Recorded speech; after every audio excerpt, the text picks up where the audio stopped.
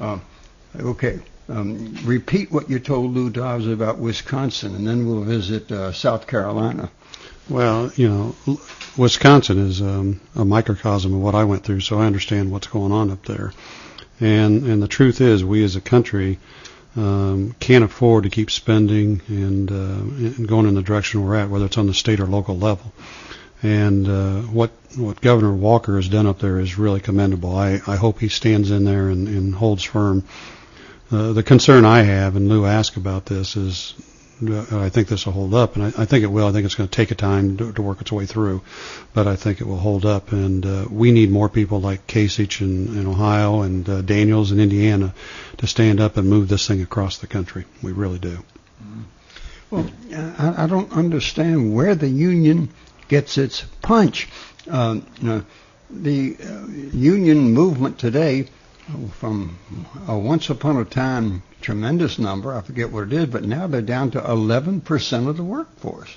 Well, yeah, but here's the thing: it's about 35 to 40% of the public workforce, and that's a real problem. It's growing, and as I mentioned to Lou, it's a money pump, because what happens is you have the unions pouring the money back, and most of the time it's in the Democratic coffers, and those people get elected, and then they're basically, doing a deal with themselves, collective bargaining across the table with the guy they got elected. Well, I told you, Victor Gottbaum admitted that he gave the store away.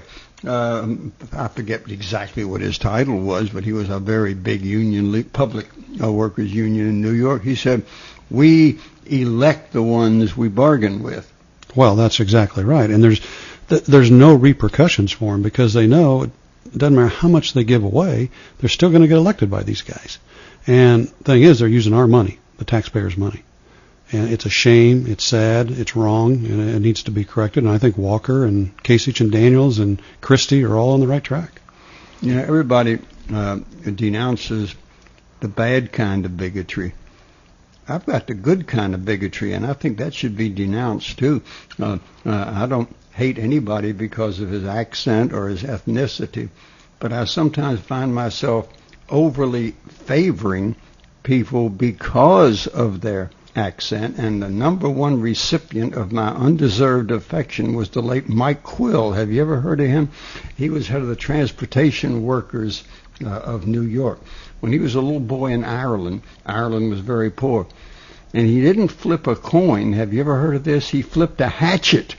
And if it turned up this way, he was going to come to America, and if it turned up the other way, he was going to go to Australia. And he turned out to be a very powerful transport workers union. And in the 60s, they were working on the technology to have the subway shuttle between Times Square in New York and Grand Central Station without a conductor. It could run automatically. Mm-hmm. Well, he ended that in 2 words. He called it the zombie train. But it was like a volcano of Irish outrage, and I just loved him and everything he stood for, because he had that good accent. So I guess you can call that good bigotry. Boeing, and I don't get this at all. Sarah, you got to educate me now. You got to do more than feed me and clothe me. You got to educate me.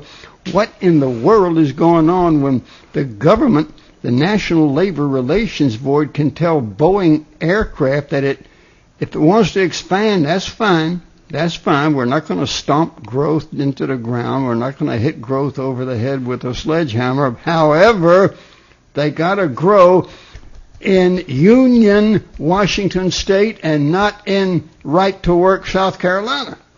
Well, that's exactly right. And as most of your listeners probably know, the unions are in the pocket of Obama, or vice versa, however you want to look at that. And he's pulling the strings. He's got several union leaders in the White House every day giving him advice in that. Andy Stern, I don't know if he still has the title, but he did have the title for the first year and a half or so, the #1 visitor in frequency to the White House. Well, that's right. And now he's got the guy from the AFL-CIO in there, and Trumpka, and he's doing the same things, and they're basically telling them these are the things we need to increase our membership, because as you mentioned earlier, they're on a declining membership roll, and they need members bad. And my parents always used to tell me, desperate people do desperate things. And that's what these unions are doing now. And they've got Craig Becker in there in the NLRB. You know, he was appointed by Obama, recessed appointed. And Becker's doing what he wants them to do. And, you know, if they can take over companies and tell companies where you're going to build or do business, we're in trouble. Remember James Carville? I hadn't seen him lately on television, but somebody got a laugh out of me on television by saying, "You mean to tell me you think James Carville is from this planet?" He was a big Clinton supporter, married Mary Madeline, flaming Democrat, flaming left versus flaming right. I cannot believe Trump. I just can't believe he's from this planet at all. I think he is the perfect Hollywood caricature of a fire-breathing and inhaling union leader. We've got one more segment with Dave Bago, our hero, author of Devil at My Doorstep, who beat the union. Come on, folks. Learn. Get behind him. You can do it too. He's in his 90s now, but he was fine last time I met him. He is a Norwegian who beat the Nazis single-handedly during World War II with his sabotage and espionage. Known a lot of them who beat the communists. And right here on my flanker microphone, I've got one who beat the union. His name is Dave Bago of Executive Management Services. I am not accusing his foe, the SEIU, of being either Nazis or communists, but they are very, very tough to deal with when they want you to do things their way. Service Employees International Union. Dave Bago has written a book. It is fabulous, as I call it, a weapon for our side. It is a weapon for freedom, fortunately not a secret weapon.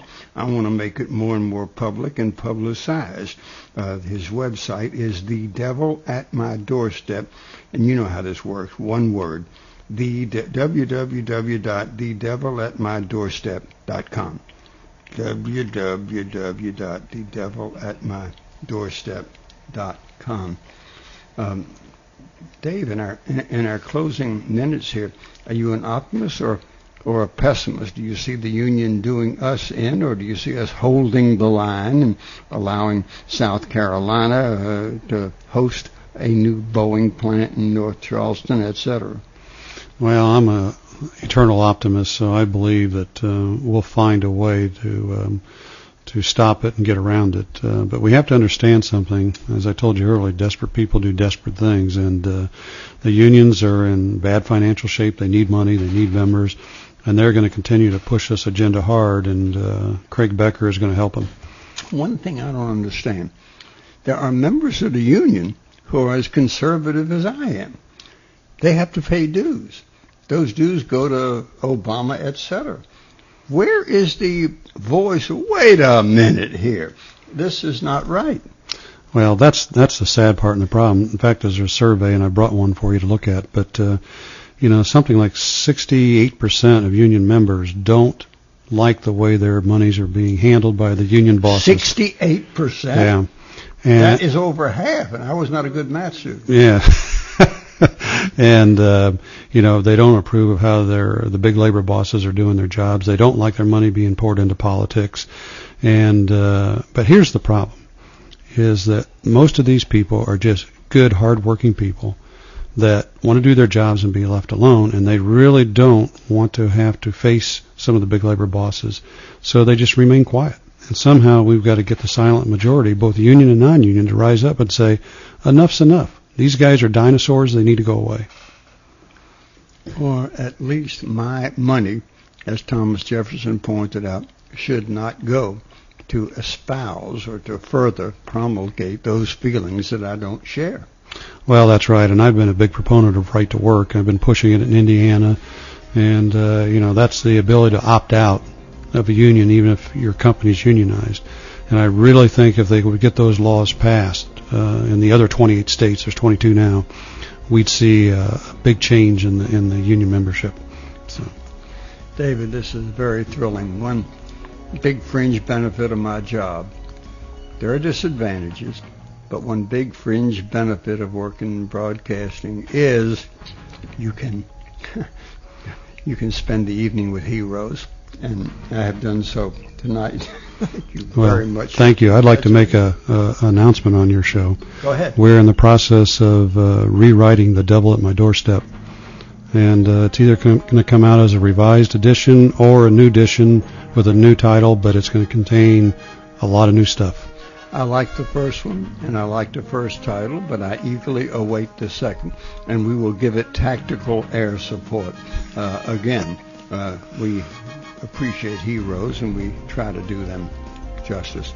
I'm Barry Farber, David Fago, fresh from the Lou Dodd Show on these microphones now.